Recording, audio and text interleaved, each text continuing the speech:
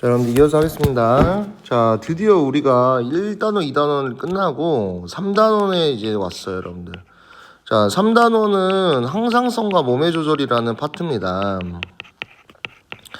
자, 여러분들 수능 기준으로 말씀을 드리면 생명과학 1에서 가장 많은 문제가 출제되는 단원은 3단원이에요. 그러니까 어렵고 쉽고를 떠나가지고 이제 문제 수가 가장 많이 출제되는 그 해당 단원이 항상성과 몸의 조절 단원이고, 어떻게 보면 여러분들 생명과학 1에서 가장 생명과학다운 단원이에요. 뭐 다른 단원이 생명과학답지 않다라기보다는 생명체에 포커스를 맞춰가지고 진짜 너희 동물의 몸에서 일어나는 걸 배우는 게 이 단원이거든요. 그래서 내가 저번에도 뭐였더라? 그 소화계 설명할 때 뭐 의학 계열, 간호 계열, 생명 계열 애들은 꼭 해야 된다라고 했잖아. 이 항상성과 몸의 조절도 똑같아요, 여러분들. 여기를 잘 하시면 여러분들 나중에 대학에 가서도 분명히 큰 도움이 되니까 이 3단원 내용들에 대해서는 빠짐없이 들어야 되겠죠. 자, 이 항상성이라는 내용부터 한번 얘기를 해보면, 이거는 지난 시간에 생물의 특성 얘기할 때 했죠. 항상성은 여러분들 생물의 특성 세 번째였지, 세 번째. 그래서 자학과반은 항상성이 나왔었는데, 항상성이란 말이 뭐야, 여러분들? 우리 몸에서 항상 일정하게 유지되려는 성질이다라는 거죠. 이걸 이제 항상성이라고 하는데, 자, 이 항상성과 몸의 조절은 선생님 지금 첫 번째로 단원에 대한 소개를 하고 있는 거야, 여러분들. 이 항상성과 몸의 조절은요, 세 가지에 의해서 우리 몸이 조절을 받는 거예요. 자, 먼저 이 항상성과 몸의 조절을 조절하는 첫 번째가 신경계입니다. 신경계. 우리 동물, 인간에 초점을 맞춰서 여러분들 생명과학 1은 배우는 거거든. 그래서 인간에 대해서 얘기를 해보면, 인간은 신경계가 있어. 그 신경계가 있어야 되는 이유가 뭐야? 우리 몸의 항상성과 몸을 조절하기 위해 있다라는 거죠. 자, 이 신경계가 조절해주고요. 그다음 두 번째로 이제 내분비계가 있어요. 내분비계. 자, 이 내분비계라는 건 여러분들 쉽게 말해서 호르몬이라고 생각하면 돼.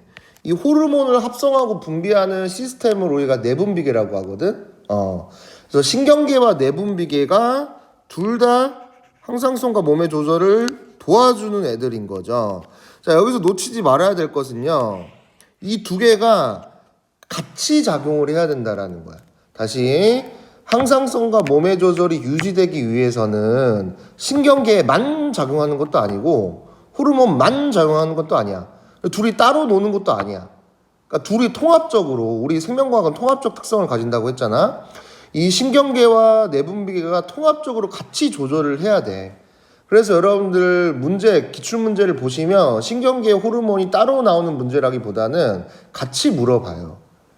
그래서 여러분들이 이 관점을 좀 가지셔야 되시고, 자, 그 다음으로 이제 어떤 얘기가 되냐, 이제 또 다른 얘기인데요. 세 번째, 만약에 여러분들이 항상성과 몸의 조절이 깨져, 항상성과 몸의 조절이 깨지는 거야. 어떤 원인에 의해서 또는 질병에 의해서 이 항상성과 몸의 조절이 깨져버리면 우리 몸은 무슨 작용을 하냐? 이제 방어작용에 돌입을 하는 거지. 물론 이때 방어작용은 대부분 병원체의 감염에 포커스를 맞춰져 있어요. 하지만 이제 전체적인 이 틀로 봤을 때는 우리 인간의 항상성과 몸의 조절이 유지되기 위해서는 방어작용도 계속적으로 적용이 돼야 된다라는 거지. 무슨 말이냐면 신경계와 내분비계는 항상 우리 몸에서 작용하고 있는 거고, 방어작용은 우리 몸에서 이러한 몸의 조절이 잘 안 일어날 때 또는 문제가 생겼을 때 일어나는 거라서 따로 써주는 거예요.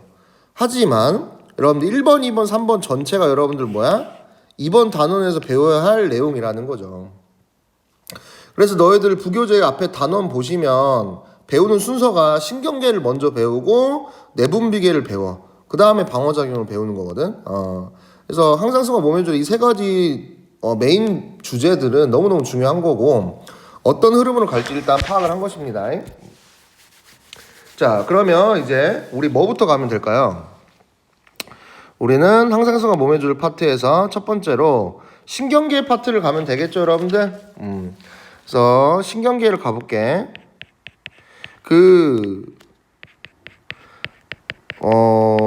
이게 뭐 차이가 있는데 선생님은 이 앞에 막 3-1, 뭐 1, 2, 3 이런 거를 막 엄청 중요시하지 않거든? 그러니까 목차가 좀 중요한데 선생님은 이런 형식보다는 이제 내용과 틀이 중요하기 때문에 앞에 선생님이 막 주제를 넘어갈 때 뭐 3-1, 3- 이런 거 안 쓰더라도 여러분들이 내용별로 이제 차차차 정리가 되면 돼요.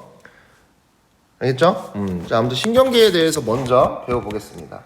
자, 신경계에 대한 얘기를 할 때는 똑같아요, 여러분들. 우리 소화계 4대 기관계 할 때처럼 이 신경계는 뭐가 모여서 신경계가 되는 거죠? 당연하지, 여러분들. 신경기관이 모이겠지. 신경기관이 모여서 신경계를 이루는데 이 신경기관은 여러분들 많이 알고 있는 뇌 또는 척수 등등등이야. 그래서 이런 것들은 이제 다음 시간에 더 구체적으로 다룰 거고요. 그럼 이 신경기관은 우리 다 배웠죠? 신경조직이 모여서 되는 거고. 오케이? 자, 그럼 신경조직은 뭐가 모여서 되는 거야, 여러분들? 그렇지. 신경세포가 모여서 되는 거죠. 신경세포. 자, 근데 이 신경세포라는 놈, 이거에 대해서 우리가 제대로 배워야 되는 거야.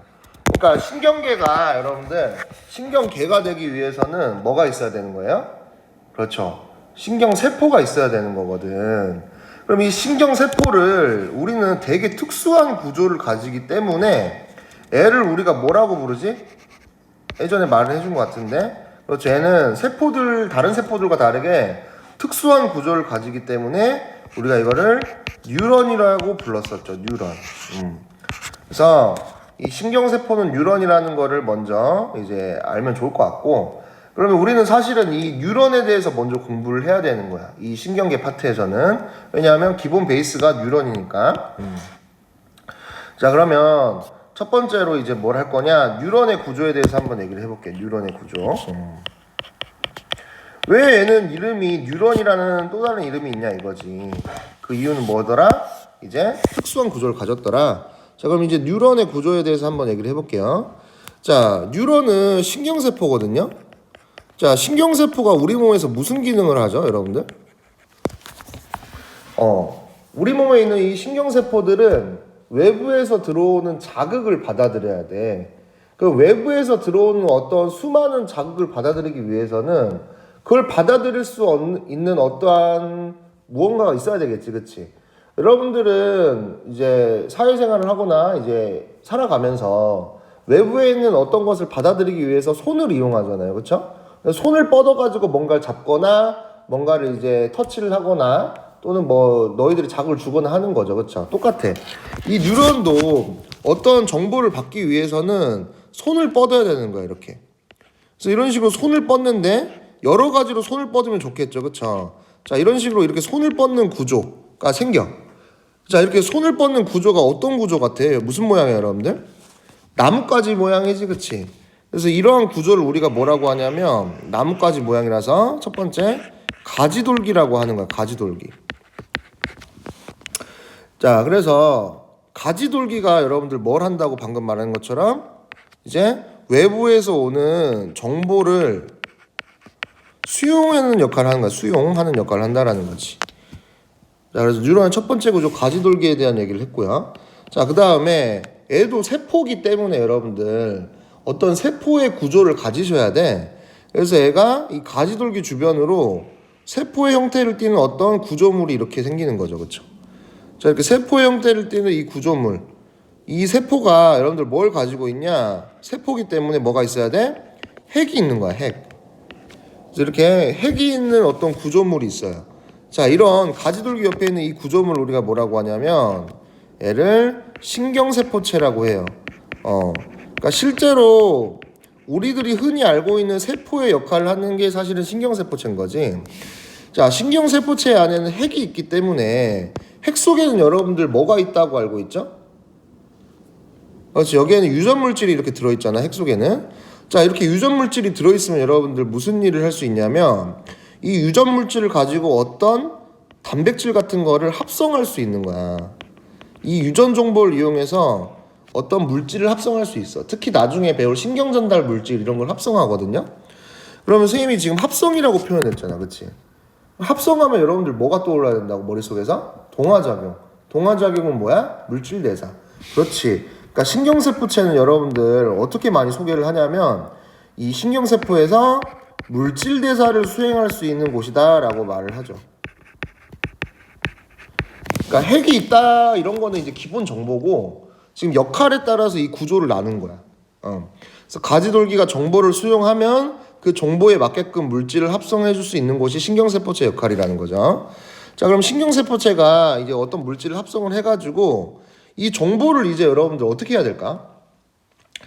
그럼 뉴런이 있어야 되는 이유는 뭐냐면 외부에서 오는 정보를 따닥따닥 붙여가지고 전달을 해주는 거야. 그래서 뇌까지 전달을 해주고 다시 뇌가 이 몸의 사지 말단으로 명령을 또 연결해서 전달을 해줘야 되거든.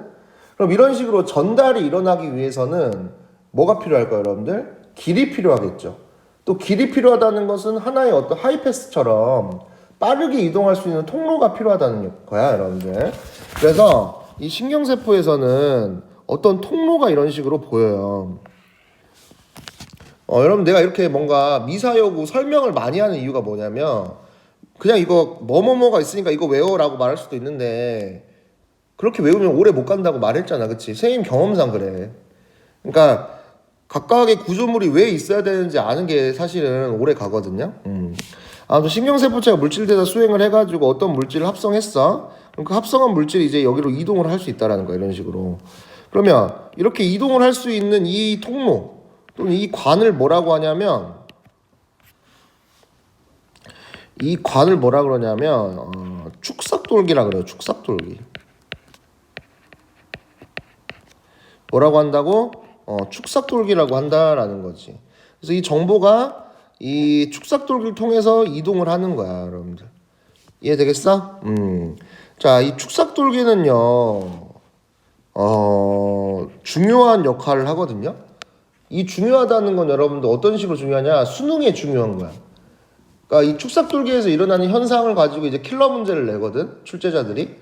그래서 킬러 내용에 대한 그 내용이 일어나고 있는 상황이 이 축삭돌기예요, 여러분들. 축삭돌기에서 어떤 게 일어나냐?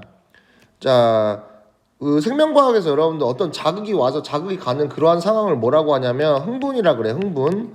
그래서 이런 흥분이 이동한다라고 표현을 합니다. 축삭돌기 안에서. 그러면 흥분이 이동하는 걸 우리가 생명과학 용어로 뭐라 하냐? 전도라 그래, 전도. 얘들아, 그러면 축삭돌기에서 뭐가 일어난다라고 정리하면 되는 거야?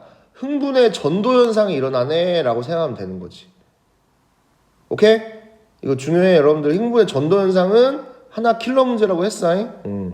축삭돌기에서 일어나는 이 상황, 전달 상황은 흥분의 전도다. 전달이 아니야, 여러분들. 전도야. 자, 그 다음에 이런 전도가 일어난 다음에 사실은 여러분들이 끝부분에 이런 식으로 더듬이 모양의 어떤 게 있어요. 그럼 이 더듬이 모양의 이런 구조물을 우리가 뭐라고 하냐면 이 축삭의 끝부분이잖아. 그래서 이걸 축삭 말단이라고 사실 표현하거든요. 자, 이런 식으로 표현해서 이 전체가 여러분들 하나의 뉴런인 거야. 여러분들 잊으면 안 돼. 지금 내가 그린 이거 있지, 이 전체. 가지돌기에서부터 시작해가지고 축삭 말단까지 이어지는 이 전체 구조물이 하나의 뉴런이고 한 개의 신경세포에 일하는 거야, 여러분들. 그러니까 다른 평범한 세포들과는 되게 다른 구조인 거죠. 지금 느껴지나요, 여러분들? 그래서 이런 애들을 이제 뉴런이라고 말을 하는 거야. 좋습니다. 자, 근데 여러분들 교과서나 참고서 보시면 이제 교육과정이 바뀌어서 1번부터 3번까지만 이제 뉴런의 구조다라고 말을 해. 그래서 축삭 말단은 오피셜하게 뉴런의 구조에 포함시키진 않아. 그러니까 축삭 말단을 이제 축삭 돌기에 포함시키는 것 같은데 사실 전공적으로 말하면 이 축삭 말단도 구분을 하셔야 돼. 이해돼? 그러니까 뭐 시험이나 뭐 서술형 평가 이런 거에서 뉴런의 구조를 말하시고 그러면 3번까지만 말을 해야 돼. 그러니까 4번은 이제 학문적으로 중요한 부분이지 이걸 축삭 돌기에 포함시키는 것 같아요, 여러분들. 그렇게 생각하시면 될 것 같다. 자, 이제 뉴런의 구조를 얘기했고, 자, 이제 두 번째로는 뭘 할 거냐. 자, 뉴런의 구조를 먼저 했기 때문에 뉴런의 종류에 대해서 한번 얘기를 해보자고. 뉴런의 종류. 자, 이 뉴런의 종류도 잘 아셔야 되는데, 자, 뉴런의 종류는 첫 번째로 여러분들이 뭘 말을 해야 되냐. 자, 이것도 참 할 말이 많은데, 자, 마리집 유무에 따른 뉴런의 종류를 이제 구분할 수 있어야 되거든요. 마리집. 자, 마리집에 대해서 설명을 할게요. 지금부터 잘 들으세요. 자, 마리집이 뭐냐면 여러분들 그 부교재 42쪽을 보시면 부교재 42쪽에 그 뉴런의 종류 해가지고 마리집이라고 써져 있는 부분이 보일 거야.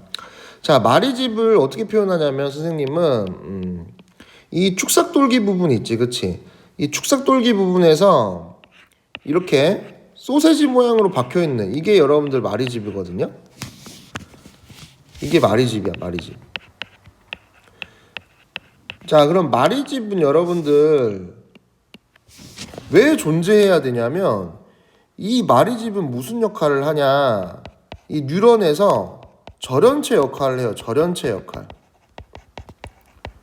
자, 여러분들 절연체가 뭔지 아시나요? 그럼 절연체는 전기가 통해 안 통해? 전기가 안 통하는 역할을 해준다는 거거든, 마리집이.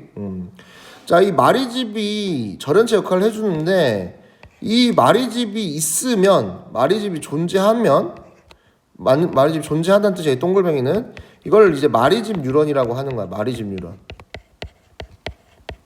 그럼 반대로 이 마리집이 존재하지 않으면 뭐라고 할까?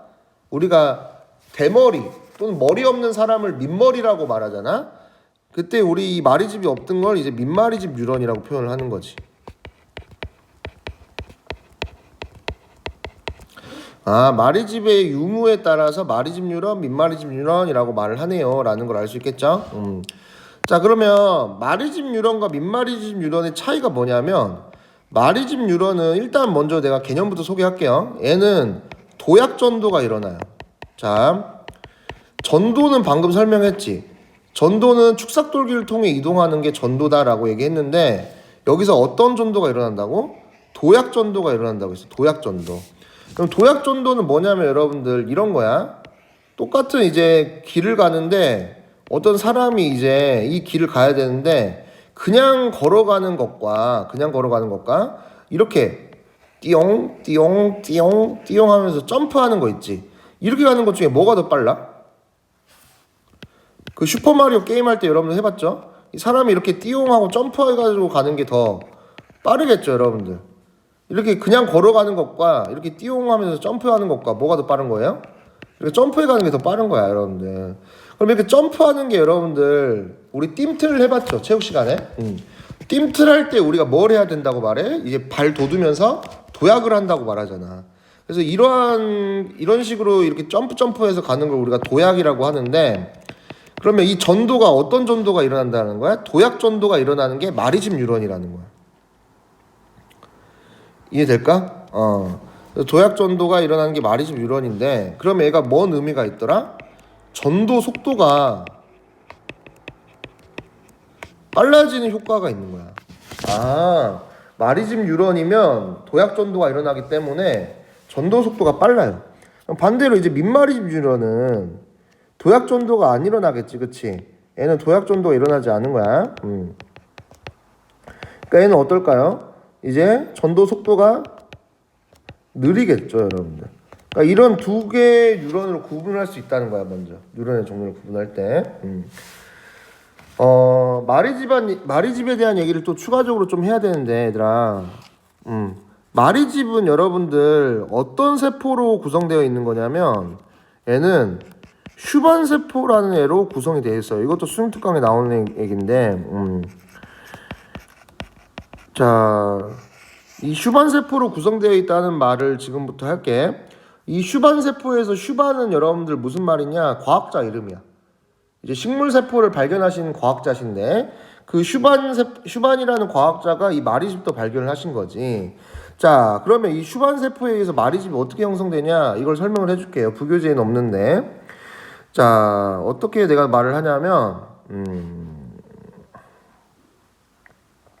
여러분들 지금 필기 아래 공간이 있으시면 아래다가 하시면 돼. 쌤은 그러면 잠시만 뭔가 노트 하나를 꺼내가지고 해야겠다.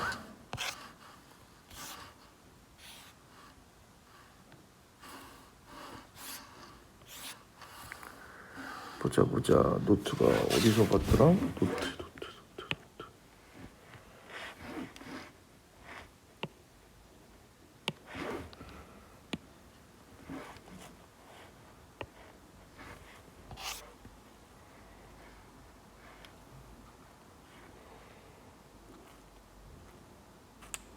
그 노트를 쓸 수가 있었을 텐데 그게 어디 갔지?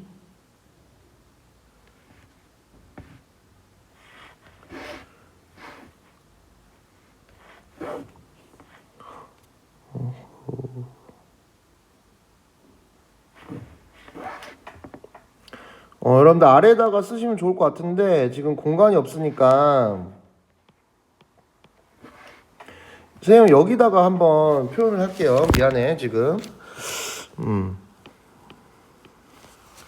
자 여기서 잠시만 아닌데 이거 노트가 있는데 잠시만.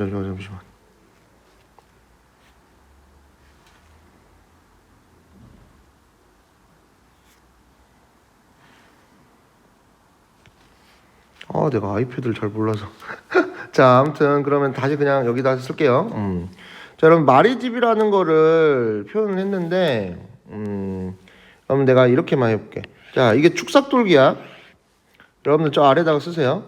이게 축삭돌기가 있는데 축삭돌기 사이사이에 내가 이렇게 마리집이 있다고 했잖아요.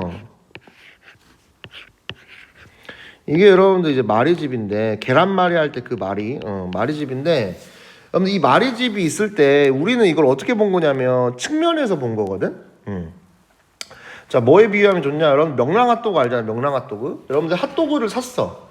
자 핫도그를 샀는데 지금 이 모습은 어떤 모습이냐면 핫도그를 너희가 들고 측면을 본 모습이라는 거야. 측면. 이해돼요? 측면을 본 모습이야. 그럼 이 핫도그를 이제 어떻게 볼 거냐면 우리가 애를 이렇게 돌려가지고 뭐라고 말해? 이거 온라인이니까 이거 보기가 힘드네.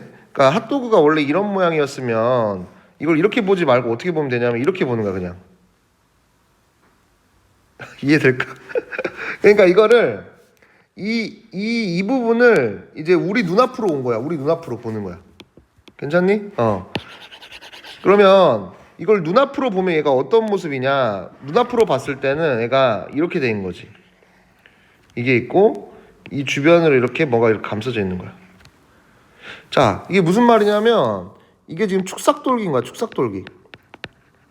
지금 애들 이해했지? 이 핫도그를 이제 정면으로 이렇게 보는 거야.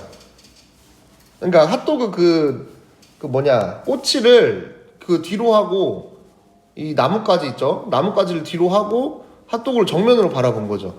그 다음에 이제 칼로 자른 거야 이거를. 칼로 잘랐을 때 가운데에 여러분 소세지 있었을 거 아니야. 소세지. 그 소세지가 축삭 돌기고 이 빵이 뭐겠어. 이게 이제 마리집이라는 거거든. 그럼 교과서 무교재 없이 그냥 이거는 선생님 추가로 설명해주고 싶어서 왜 이 마리집이 절연체 역할을 하는지에 대해서 지금 얘기를 해보자. 지금 이 마리집을 어떤 세포가 둘러싸고 있다고? 이제 얘가 슈반 세포라는 애가 둘러싸는 구조야. 이 마리집이라는 건. 자, 그럼 슈반 세포가 이 마리집을 둘러싸버리면은 여러분들 알고 있는지 모르겠는데요. 이 세포라는 애는 이 세포의 경계를 뭐라고 했죠 우리가? 세포막이라고 했잖아. 세포막. 이 세포막은 여러분들 대부분이 인지질이에요. 인지질. 다시 이 세포막은 대부분 인지질이거든. 그럼 인지질이란 말은 여러분 지질이라고 나왔잖아. 얘는 지방이야. 지방. 그러니까 세포는 대부분의 이 경계면이 지방이거든. 지방 성분. 근데 지금 얘가 어떤 상황이냐면 이 슈반 세포가 여기를 이렇게 둘러싼 거야. 이런 식으로. 이게 여러분들 마리집이거든요. 그러니까 결론을 말하면 여러분 쉽게 말하면 그냥 삼겹살이 여기 축삭돌기 주변을 이렇게 둘러싸는 거야. 원형으로. 이해될까? 그럼 여러분 삼겹살에 전기 꽂으면 얘가 전기가 통할까? 안 통하지. 그러니까 슈반 세포가 둘러쌌다라는 거는 지방, 세포막이 지방이기 때문에 지방으로 둘러싼 구조라고 생각하면 되는 것이고, 그래서 얘가 절연체 역할을 한다라고 생각하면 되는 거지. 이해되겠어? 그게 여러분들 뭐다? 마리집이라는 거예요. 그래서 마리집은 지방 성분으로 된 어떤 그 통로이기 때문에 이 마리집에선 전기가 통하지 않게 된다라는 거죠. 이해될까요, 여러분들? 그러니까 이 마리집에 대한 설명을 했고, 자, 다음에 추가적으로 이 도약전도와 도약전도 아닌 거에 대한 이야기를 또 해줄 거야. 알겠지? 그래서 누런의 종류 1번에 대한 얘기를 했고, 이제 두 번째 또 누런의 종류를 구분하는 기준이 있어요. 자, 누런의 종류 두 번째를 구분하는 기준이 뭐냐면, 기능에 따른 분류를 할 수 있어. 기능. 기능에 따라 이제 구분을 할 수 있는데, 자, 기능에 따라 어떻게 뉴런을 구분할 수 있냐면 세 가지로 구분할 수 있어요. 세 가지. 자, 첫 번째 뉴런은 어떤 뉴런이냐면 구심성 뉴런이라는 게 있고, 그 다음에 가운데에 연합 뉴런이 있어요. 연합 뉴런. 자, 우리 아까 뉴런은 어떻게 구분한 거야? 마리집 유무에 따라서 구분했잖아. 그치? 이제 두 번째 구분은 기능에 따라 구분한 겁니다. 이것도 아셔야 돼. 구분 기준에 대해서도. 그 다음에 마지막으로 이제 원심성 뉴런이 있는 거지. 자, 여러분 구심성, 원심성이 나왔다. 자, 이것도 이제 선생님이 추가적으로 할 말이 많습니다. 자, 그냥 교과서 부교재는 외우라는 식으로 나오는데, 여러분 구심성과 원심성이 뭔 말인지 아세요? 이제 구심성과 원심성이 뭔 말인지 일단 이해하면 이걸 잘 받아들일 수 있어. 그냥 외우지 말고. 구심성이든 원심성이든 뭐가 떠올라? 구심, 원심 둘 다 동글뱅이가 떠오르지 않니? 동그라미? 그치? 자, 동그라미가 떠오르는데요. 구심성 뉴런은 어떤 뉴런이냐면, 잘 봐. 동글뱅이는 동글뱅이인데 밖에서 안으로 오는 동그라미라는 거야. 자, 나루토 보신 분들 아직 나선환이야. 지금 나선환. 그러니까 지금 이 동글뱅이가 어떻게 오는 거야? 밖에서부터 와가지고 안으로 오는 이러한 원을 만드는 걸 이제 구심성이라고 말을 하는 거야. 이해되겠어? 자, 그러니까 구심성 뉴런이 왜 이름이 구심성이냐면 얘는 밖에서 안으로 오는 뉴런인 거야. 결론은 이거야. 밖에서 안으로 오는 뉴런이라는 거지. 그럼 이 구심성 뉴런이 뭐냐? 이 구심성 뉴런이 뭘 의미하는 거냐? 사실은 감각 뉴런을 의미하는 거예요. 감각 뉴런. 그러니까 우리 몸에서 감각하는 뉴런은 밖에 있는 정보를 감각하는 거잖아. 그 감각 정보를 안으로 들여오는 거잖아요. 그래서 이걸 구심성 뉴런이라고 하는 거죠. 이해될까요? 자, 그 다음에 이제 원심성 뉴런에 대한 얘기를 해보면 이건 반대예요, 여러분들. 반대니까 이제 눈치챘지. 얘는 밖에서 안으로 들어왔으니까 원심성은 반대로 안에서 밖으로 이렇게 나가는 이런 뉴런이에요. 화살표를 잘 봐야 돼. 그러니까 안에서 밖으로 나가는 뉴런이 원심성 뉴런이라는 거지. 그래서 이거를 그냥 이름을 외우지 마시고 이 구심과 원심의 이 의미를 이해하면 이 개념들을 쉽게 여러분들 것으로 만들 수 있어요. 그러면 이제 원심성 뉴런은 안에서 밖으로 나는 거잖아, 그치? 그럼 이게 뭐야? 대부분 이제 운동 뉴런. 그러니까 우리 몸에서 뇌나 척수의 명령을 받고 움직이는 뉴런, 또는 이제 뭐라고 하면 좋냐? 자율신경. 이런 것들이 이제 나중에 배울 거야. 그러니까 우리 몸에서 뭔가 명령에 대한 어떤 활동을 하는 뉴런들은 다 원심성 신경이라고 보면 돼. 이해될까요? 그럼 이제 마지막으로 남은 게 이제 연합 뉴런인데, 연합 뉴런은 뭐냐면 쉽게 말하면 뇌나 척수 등에 얘네들을 우리가 뭐라 하냐, 이제 중추신경이라고 그래요. 중추신경. 이 중추신경계를 구성하는 뉴런이라고 할 수 있다라는 거지. 그러니까 너희 몸의 한 가운데에서 뭔가 판단을 내리거나 명령을 종합을 해서 다시 또 이제 어떤 정보를 밖으로 전달을 할 때 전달하는 그 뉴런을 연합 뉴런이라고 하는 거예요. 괜찮아? 그래서 연합 뉴런은 뇌 척수를 구성한 뉴런이다라고 생각하면 되는 거지. 그럼 여러분들 지금 이 뉴런의 기능은 또 시험 문제에 잘 나오는 건데 어떤 식으로 나오냐? 순서가 어떻게 될까? 당연히 구심성 뉴런이 먼저 자극을 받아들여가지고 먼저 반응을 한 다음에 연합 뉴런에 전달을 하겠죠. 그럼 이 연합 뉴런이 이 구심성 뉴런으로 들어온 자극을 받아들여 가지고 이제 판단을 내린 다음에 우리 몸에 명령을 내리겠지. 그 명령을 내리면 이제 원심성 뉴런이 그거에 대한 반응을 하겠죠. 그래서 원심성 뉴런 끝에는 뭐가 연결되어 있냐면 반응기가 연결되어 있다고 말을 해요. 그래서 부교재 42쪽에 이 운동 뉴런 또는 원심성 뉴런 끝부분에 이제 반응기가 붙어 있다라는 거 볼 수 있겠죠.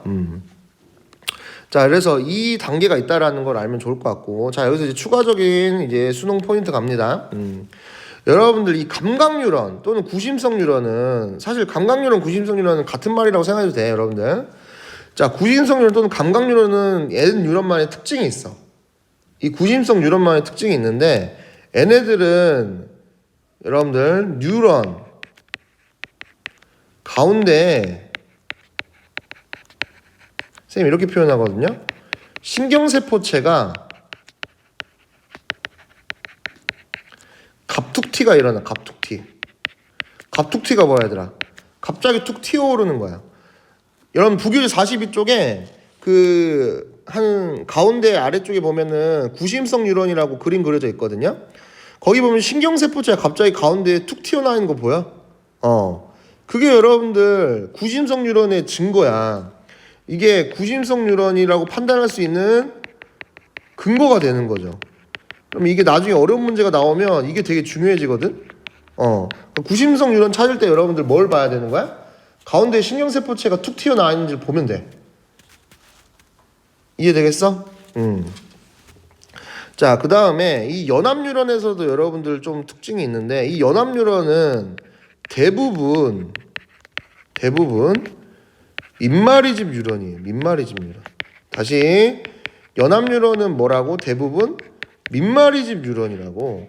자, 여러분들 연합 뉴런은 우리 몸에 명령이래. 자극이 들어오면 그거를 종합하고 판단하고 그거에 맞는 명령을 내려야 되잖아. 그럼 얘네는 상대적으로 전도 속도가 어때야 될까? 느려야 되겠지. 이해되겠어? 아까 마리집 뉴런은 전도 속도가 빠르다고 했고 민마리집 뉴런은 전도 속도가 느리다고 했잖아. 그런데 우리가 방금 소개한 연합 뉴런은 대부분 민마리집 뉴런이라고 한 거는 민마리집 뉴런으로 구성된 연합 뉴런은 그렇게 전도 속도가 빠를 필요가 없다라는 거죠. 근데 여기서 대부분이라고 말한 거는 이 연합 뉴런을 구성하는 모든 게 다 민마리집도 아니거든요. 근데 이제 여러분들이 문제로 풀 수 있는 또는 문제 풀 내용들은 대부분 이 연합 뉴런은 민마리집으로 나올 거야. 그래서 부교재 42쪽에도 거기 보면은 구심성 뉴런 아래 가운데에 있는 뉴런은 마리집이 없어요. 그림 보시면 알겠지만. 이해되겠어? 그래서 연합 뉴런은 민마리집 뉴런이기 때문에 전도 속도가 빠르지 않더라라는 거 챙기시고. 자, 그럼 여러분 여기서 질문이 또 생길 수도 있죠, 여러분들. 그러면 구심성과 원심성은 어떤가요? 라고 물어보면 여러분들 구심성 뉴런하고 원심성 뉴런은 이렇게 내가 표현할게. 구심성, 원심성 뉴런은 모두 마리집 뉴런이에요. 다시 구심성, 원심성 뉴런은 모두 뭐다? 마리집 뉴런이라는 걸 알아야 돼. 그래서 구심성과 원심성은 빠르게 감각을 들여오고 빠르게 명령에 대해서 움직이게 하는 거지. 그래서 너희 그 42쪽, 부교재 42쪽에 그림 보시면 구심성과 원심성 뉴런이 둘 다 마리집으로 둘러싸여 있다는 걸 볼 수 있을 겁니다. 이해되시죠? 자, 그래서 뉴런의 종류를 마리집과 그리고 기능에 따라 구분을 했어요, 여러분들 이번 시간에. 이거는 이제 뭐 솔직히 여러분들이 암기 과목이라고 생각할 수도 있는 부분인데 선생님 지금 이 단순한 내용들을 많은 설명을 했어요. 그러니까 단순히 암기하려고만 하지 말고 이 내용들의 의미가 뭐고 왜 이렇게 생겼는지에 대해서 여러분들 잘 이해를 했으면 좋겠다. 그래서 이해를 해서 외우는 거랑 그냥 암기랑은 나중에 여러분 실력 차이가 생깁니다. 그걸 꼭 생각을 하시고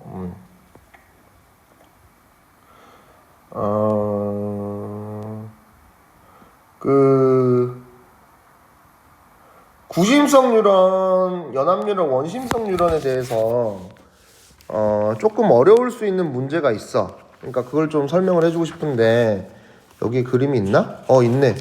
그 부교재 49쪽을 한번 보시면 부교재 49쪽이야 여러분들.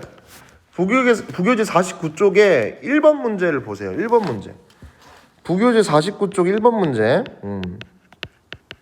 이게 잘 나와 있구만. 자, 1번 문제 보면 거기에 뉴런 3개가 보이지 않을까? 1번 문제. 자, A, B, C 뉴런 3개가 보이는데 지금 여기 보면 뭔 차이냐? 그 반응기 또는 감각기가 안 그려져 있거든? 그러니까 너희들이 이 그림을 보고 얘가 구심성인지 원심성인지 판단하려면 사실은 뭐 감각기에 붙어 있으면 구심성, 반응기에 붙어 있으면 원심성 이렇게 판단해야 되는데 여긴 그런 그림이 없는 거야. 좋은 문제죠.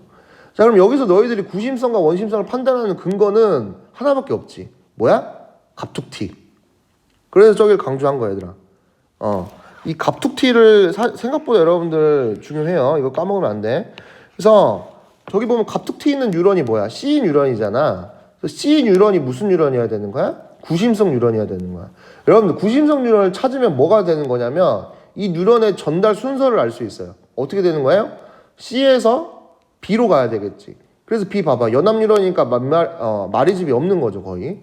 B로 갔어. 그 다음 B에서 어디로 가? A로 가. 그러니까 A가 여러분들 원심성 뉴런이라는 거죠. 이해될까요? 그래서 이런 식으로 여러분들 문제를 풀으셔야 돼. 오케이. 그러면 이제 오늘은 여기까지 하고 다음 시간에 이제 엄청 중요한 걸 할 거야, 얘들아. 이제 다음 시간에 하는 내용이 흥분의 전도에 대한 얘기를 하려고 하는데, 이거를 너희들이 오프라인으로 와서 선생님이랑 해야 될 것 같거든, 내 생각에는. 그래서 이 중요한 내용에 대해서는 다음 시간에 한번 다시 얘기를 해볼게요. 오케이. 자, 오늘 여기까지 하겠습니다.